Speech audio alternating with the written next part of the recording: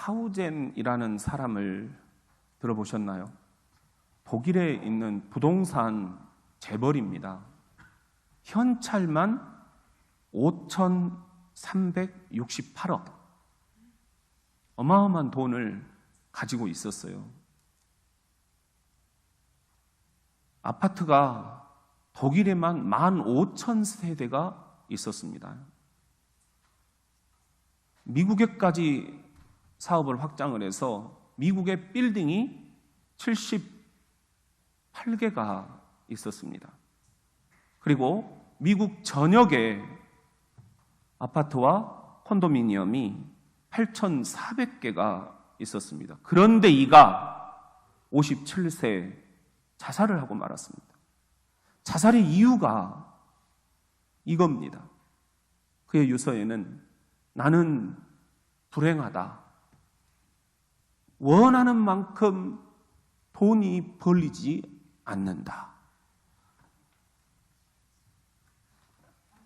디모데전서 6장 10절에 보면은 돈을 사랑함이 일만 악의 뿌리가 되나니 이것을 탐내는 자들은 미혹을 받아 믿음에서 떠나 많은 근심으로써 자기를 찔렀도다. 이 카우젠을 찌른 게 바로 돈이었어요. 전도서 5장 10절에 보면은 그러므로 은을 사랑하는 자는 은으로 만족하지 못하고 만족이 안 된다는 겁니다. 풍요를 사랑하는 자는 소득으로 만족하지 아니하나니 소득이 아무리 높아도 만족이 안 된다는 겁니다. 이런 것들은 다 헛되도다. 오늘 본문 말씀 잠언 23장 5절 시작. 네가 어찌 허무한 것에 주목하겠느냐. 정령이 재물은 스스로 날개를 내어 하늘을 나는 독수리처럼 날아가리라. 다 날아가 버릴 것, 허무한 것들에 왜 그렇게 연연해 하느냐. 그래서 3세기 사막의 수도사 에바그리우스의 우리 가르침을 지금 함께 복기를 해보고 있는데요. 이 에바그리우스가 우리 기독교인들에게 가장 치명적인 7가지 죄 가운데 하나가 바로 탐욕이다. 그리고 그 탐욕의 별칭을 불룩 나온 올챙이빼라고 지어놓은 거예요. 깜짝 놀랐어요. 내가 지금 혁띠를 꽉 조이고 왔거든요. 볼록 나온 올챙이빼, 이 탐욕에 내 배, 이걸 좀 들어가게 하는 방법은 없을까? 무엇보다도 먼저 딱 거기서 멈출 줄 알아야 됩니다. 우리 그런 의미에서 한번 따라 하실까요? 물숨은 죽음이다.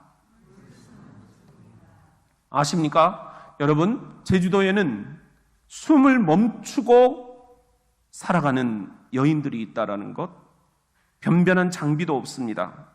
맨몸으로 바닷속으로 들어갑니다. 물 한 모금 마시지 않습니다. 하루 8시간씩 고된 노동을 합니다. 극한의 순간까지 숨을 멈춘 채 소라를 따고 전복을 따고 해삼을 걷어 올리고 문어를 걷어 올리는 여인들, 그 아들 학비 되느라 힘들었시다. 그녀들이 숨을 참은 대가가 가족들의 생계입니다. 자식들의 미래입니다. 해녀들에게는 숨을 참을 수 있는 시간에 따라서 계급이 나눠집니다. 상군, 중군, 하군. 숨의 길이는 선천적으로 타고납니다. 쉽게 그 한계를 뛰어넘을 수가 없습니다. 그래서 그 순리에 따르는 게 지혜입니다. 그런데 처음 해녀가 되는 사람들이 이 순리를 자꾸만 무시하고 자신의 욕심을 부리게 됩니다. 그래서 처음 해녀 수업을 받는 사람들은 이 말부터 듣게 됩니다. 네 숨만큼만 해산물을 따고 즉시 위로 빠져나와라.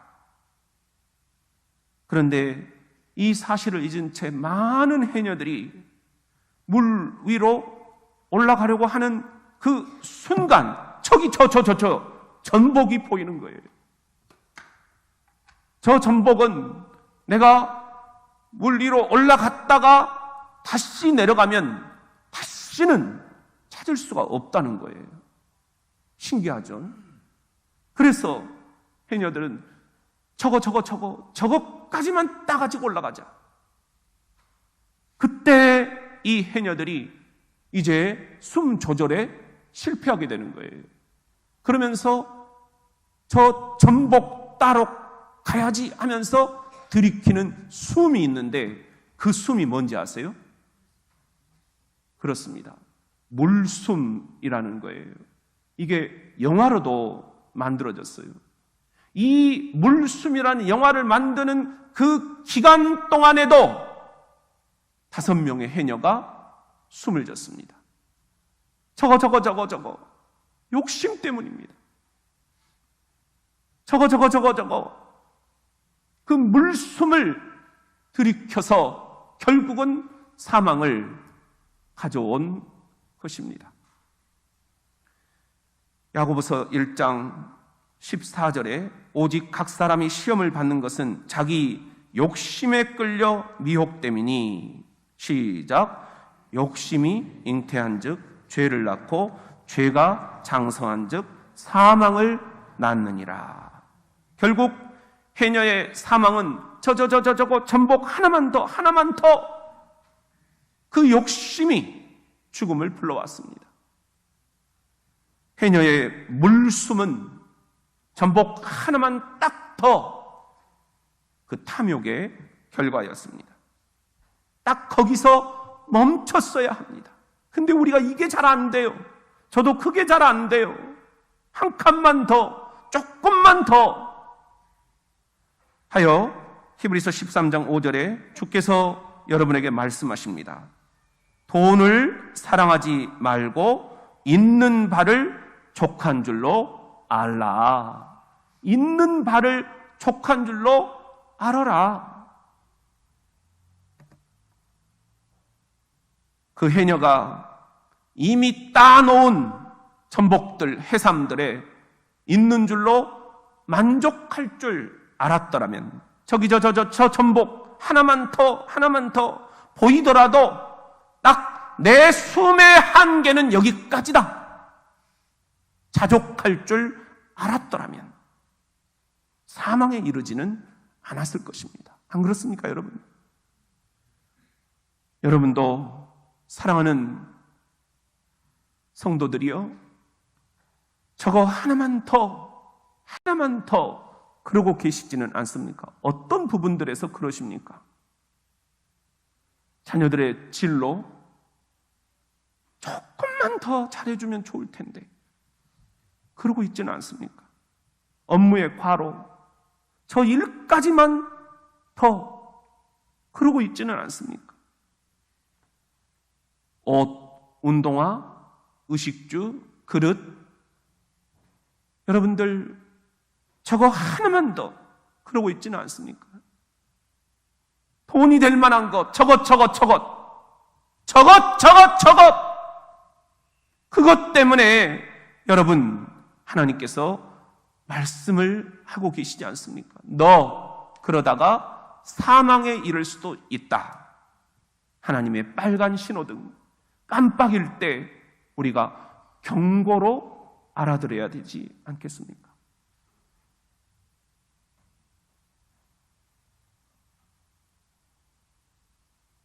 이 탐욕의 배, 불룩, 올챙이처럼 튀어나온 내 배, 이것을 좀 들어가게 하려면 그 다음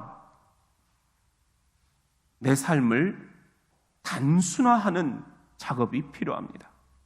우리 그런 의미에서 한번 따라 하실까요? 채소밭이 뭐라고?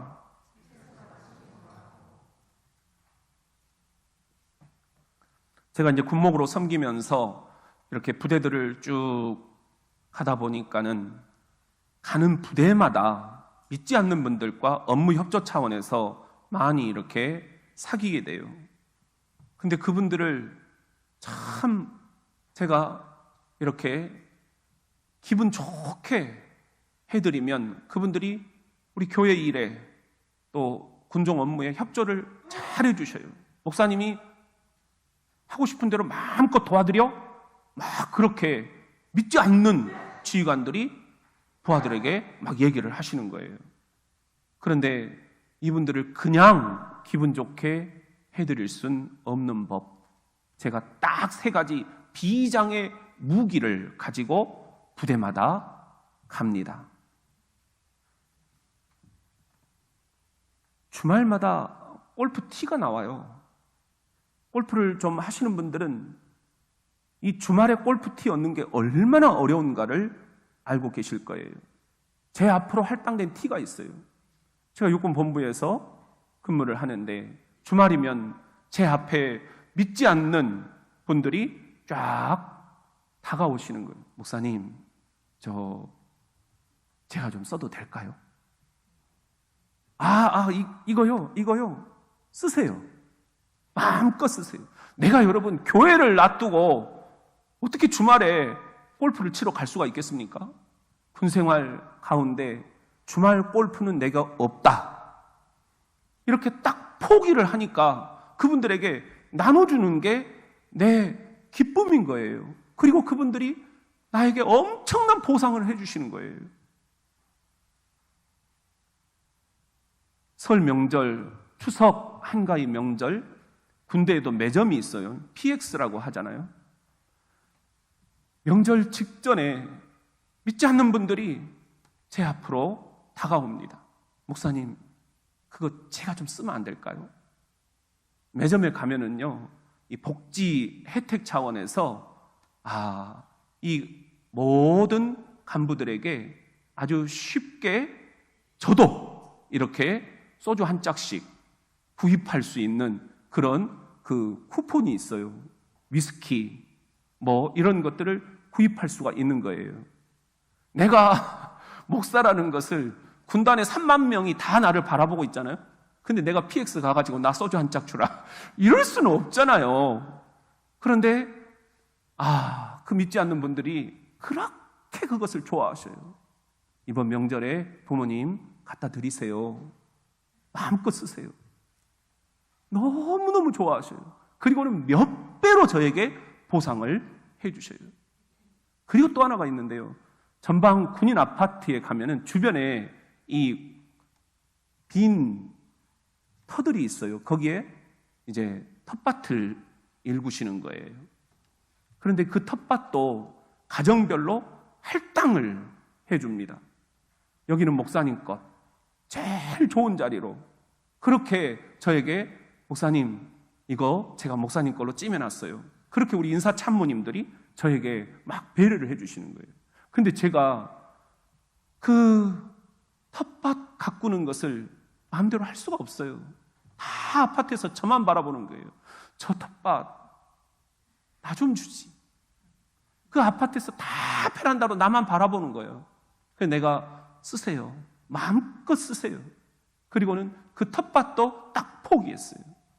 이걸 포기했더니 완전히 군인 아파트에서 우리 목사님 최고. 그러면서 이 아파트에서 주일날 아침에 전부 다 나와서 청소하는 게 있어요. 안 나오면 막 이름 적고 그래요. 목사님 건 빼. 그렇게 나한테 보상을 해주더라고요. 야, 내가 다 움켜잡을 수는 없구나. 무언가는 포기해야 되는구나.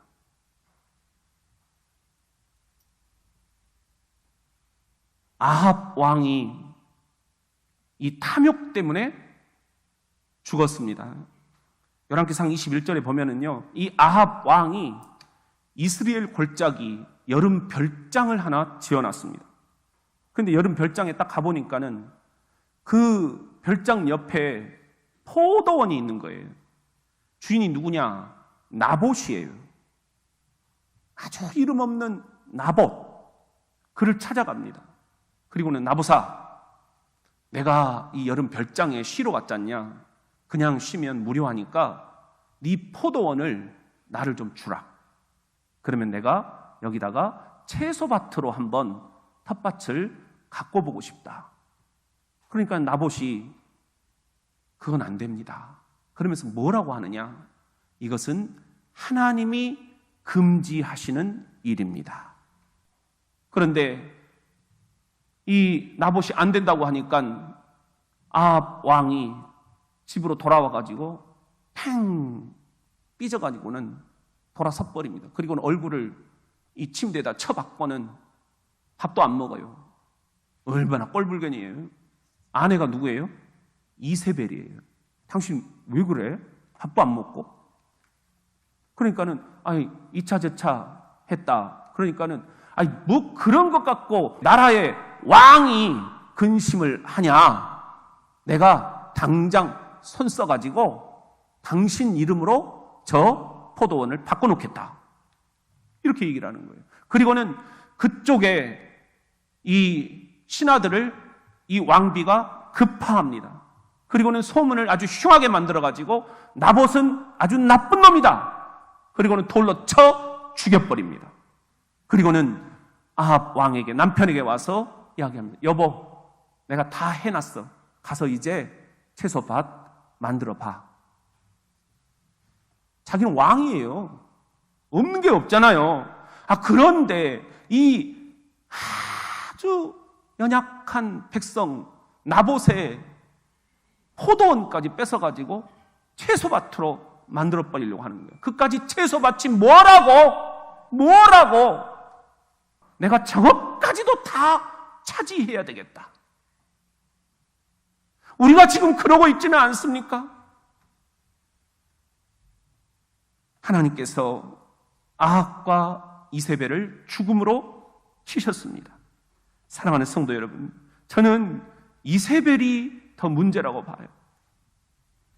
그런데 여보, 딱 거기까지야. 당신 다 있잖아. 어떻게 저 연약한 국민들의 포도원까지 뺏어서 당신 욕심을 채우려고 그래? 그건 탐욕이야. No more. 딱 이렇게 했으면 얼마나 좋았을까. 그런데 정반대로 이세벨의 음성, 사탄의 음성입니다. 당신이 왕이잖아. 못 뺏을 게 뭐가 있어. 다 뺏어. 내가 뺏어줄까? 그래, 내가 해줄게. 그리고는 죽여버려요. 여러분, 미니멀 라이프라고 하잖아요. 집안에 있는 모든 것들 다 껴안고 살 수는 없는 법. 버릴 건 버려야 된다. 그런 이야기입니다. 우리들의 이 인생살이에서도 내가 모든 걸 다 껴안고 살아갈 수는 없습니다. 과감하게 포기할 건 포기해야 되고 버릴 건 버려야 되고 삶이 단순화돼야 됩니다. 그래야 주님이 제대로 보입니다. 우리가 가진 것들이 너무 많아서 그것에 가려서 십자가에 달려서 죽으신 주님이 안 보이면 어떡합니까, 여러분?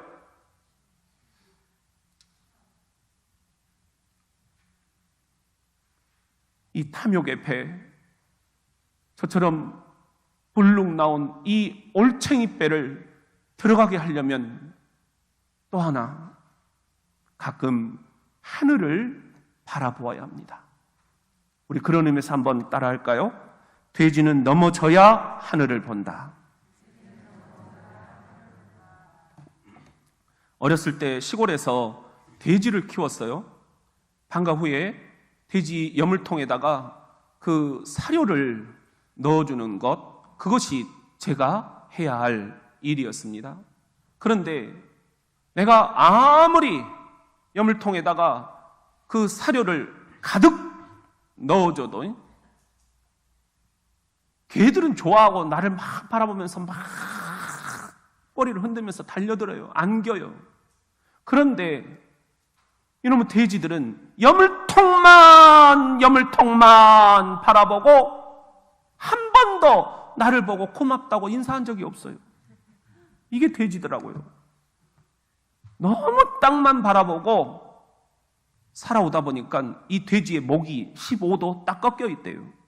좀처럼 하늘을 바라볼 수가 없다는 거예요. 하늘을 바라보는 순간이 일생에 딱 한 번 있는데, 제가 어렸을 때 돼지를 잡는 그런 심부름을 옆에서 했거든요. 보면은 돼지 이 발을 갖다가 딱 돌돌 묶어가지고 이렇게 딱 하면은 꼴꼴꼴꼴꼴 하면서, 그때 이 올챙이 배처럼 돼지 배가 빨렁 나와가지고 넘어져서야 하늘을 바라봅니다. 꼴꼴꼴꼴꼴꼴꼴꼴 나 살려라 나 살려라 부르짖지만 이미 때는 늦었습니다. 여러분, 이게 우리 인생은 아닌가요? 단테는 신곡이라는 작품에서 이 7가지 죄를 지은 사람들 그 모습들을 형상화하고 있어요. 그런데 특별히 오늘 우리의 주제, 탐욕으로 지옥에 떨어진 사람들은 무슨 벌을 받느냐? 평생토록 돼지처럼 여물통만, 땅바닥만 바라보면서 살은 너희들이기 때문에 이제 영원토록 지옥에서 땅바닥에 얼굴을 붙인 채 살아라. 이렇게 묘사를 하고 있어요. 하여 예수님이 여러분에게 이렇게 말씀하십니다. 누가복음 12장 15절, 그들에게 이르시되 삼가 모든 무엇을 물리치라? 탐심을 물리치라. 사람의 생명이 그 소유에 넉넉한 데 있지 아니하니라. 가진 게 많다고 오래 살지 않더라. 그리고는 골로새서 3장 5절에 이렇게 심각한 말씀을 하셔요. 시작. 그러므로 땅에 있는 지체를 죽이라. 곧 음란과 부정과 사욕과 악한 정욕과 탐심이니 탐심은 우상 숭배니라. 탐심이 뭐라고요? 우상을 숭배하는 것과 같다. 이건 심각한 이야기예요. 내가 지금 돈을 우상으로 숭배하고 있다라는 거예요. 예수를 섬기는 게 아니라 돈을 섬기고 있다라는 거예요. 내 좋아하는 그것, 내 애장품, 내 소장품, 그게 내 우상단지가 되어 있다는 거예요. 그러기에 영적인 분별이 필요합니다. 그래서 요한복음 8장 44절에 보면은 주께서 이렇게 말씀하십니다. 너희는 너희 아비 마귀에게서 났으니 너희 아비의 욕심대로 너희도 행하고자 하느니라.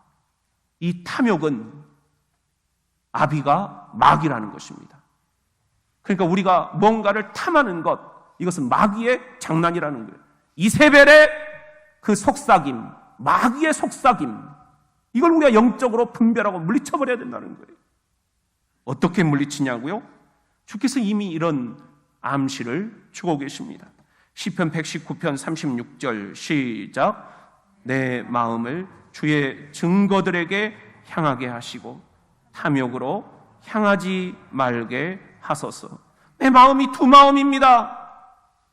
하나는 이렇게 살고 싶고 하나는 저렇게 살고 싶고, 내 마음 주의 증거들에게 향하게 하소서. 예수님이 말씀하셨잖아요. 하늘 나는 새를 보라.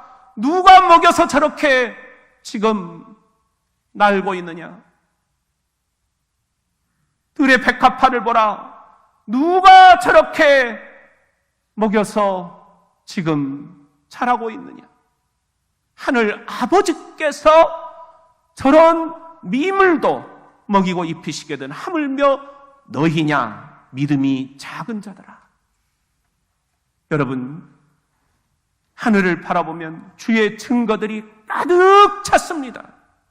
하늘, 주의 증거들을 향하게 하소서. 이것이 우리의 기도의 제목이 되어야 됩니다. 탐욕으로 향하지 말게 하소서. 여물통으로 내 마음이 향하지 말게 하소서. 그러면 여물통으로 내 마음이 향하지 않으려면 어떻게 해야 되느냐? 갈라디아서 5장 16절 시작. 내가 이르노니 너희는 성령을 따라 행하라. 그리하면 육체의 욕심을 이루지 아니하리라. 그래서 성령, 성령, 성령 하는 거예요. 하나님의 거룩하신 영이 내 안에 임해야 이 탐욕도 우리가 치유가 가능한 것입니다. 이게 좀처럼 쉽지 않기 때문입니다. 마귀가 우리를 호시탐탐 그거 가져도 돼, 그거 가져도 돼, 널려있잖아, 저 전복 저거 마지막 것까지 딱 가도 돼, 우리를 사망으로 인도하고 있기 때문입니다. 성령을 따라 행하라. 그러면 어떻게 될 것이냐? 잠언 3장 27절 시작. 내 손이 선을 베풀 힘이 있거든 마땅히 받을 자에게 베풀기를 아끼지 말라. 여러분, 마귀에게 우리가 꾀임을 당하면 그건 뭐? 옷 그거 내년에 입으면 되지, 이까지 거 그거 네가 더 장롱 속에 넣어놔도 돼. 그런데 성령께서는 뭐라고 말씀하십니까? 그거 저 몽골 지방에서는, 저 동티모르에서는 너무너무 귀하게 입는단다. 너한테 얼마나 고맙게 생각을 할까? 그거 버리지 말고, 그거 불태우지 말고 깨끗하게 세탁 한번 해서 그거 돈 몇천 원 써서 그거 교회에다가 갖다가 놓고 그거 택배로 붙여라. 택배비가 아깝지 않다. 얼마나 좋아하는지 아느냐? 여러분, 주님께서 우리에게 주시는 말씀, 선을 베풀 힘이 있거든 아끼지 말아라. 부는 분뇨와 같아서 축적되면 악취를 냅니다. 그러나 뿌려지면 땅을 비옥하게 만듭니다. 톨스토이가 한 말인데요. 여러분, 이것도 바로 이 성경 구절에서 온 말입니다. 제가 전방에 있을 때 3군단 그 주변에 정선 카지노가 있었어요. 제가 새벽 기도가 끝나고 그 정선 카지노에 한번 가봤어요. 가서 한 게 아니라 새벽 기도 끝나고 문을 열겠어요? 모르겠어요. 나는 거기 앞까지만 가봤어요.